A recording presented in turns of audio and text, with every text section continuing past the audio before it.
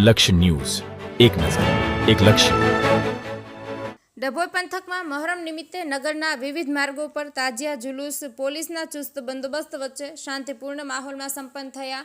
14 પ્રકારની જરી લઈને મુસ્લિમ બિરાદરો મોટી સંખ્યામાં નીકળ્યા અને કાજીવાડા ખાતે તાજિયા ઠંડા કરવામાં આવ્યા હતા.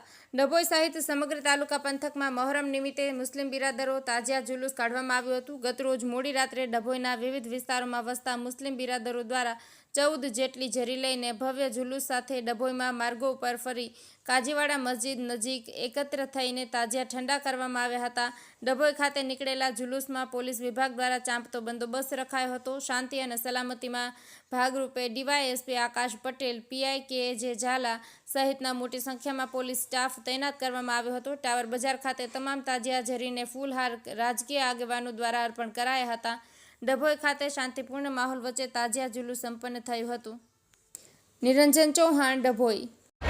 આજ રોજ ડભોઈ શહેર ખાતે શહાદતે ઇમામે હુસૈનની યાદમાં તાજિયા શરીફનું એક જુલુસ કાઢવામાં આવે છે અને તે જુલુસ શહેરના રાજમાર્ગો પર થઈને કાજીવાડા મસ્જિદ પાસે આવીને સમાપ્ત થાય છે.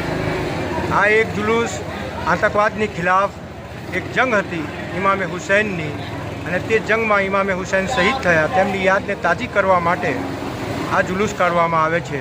જગા જગા લોકો શરબત, સબીલ, દૂધ, કોલ્ડ્રિંક્સની નજરો નિયાદની સબીલો લગાવે છે.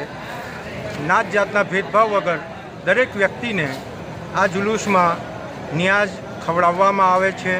અને ખાસ કરીને આજે જે જુલુસ નીકાળ્યું છે અને એ જુલુસની અંદર હિન્દુ, મુસ્લિમ, શીખ, ઈસાઈ દરેક ધર્મના લોકો સાથે સામેલ રહીને બિલકુલ શાંતિપૂર્ણ રીતે આ જુલુસ કાઢવામાં આવ્યું અને તે જુલુસની અંદર દરેક લોકોનો સાથ સહકાર અમને સારી રીતે મળે છે.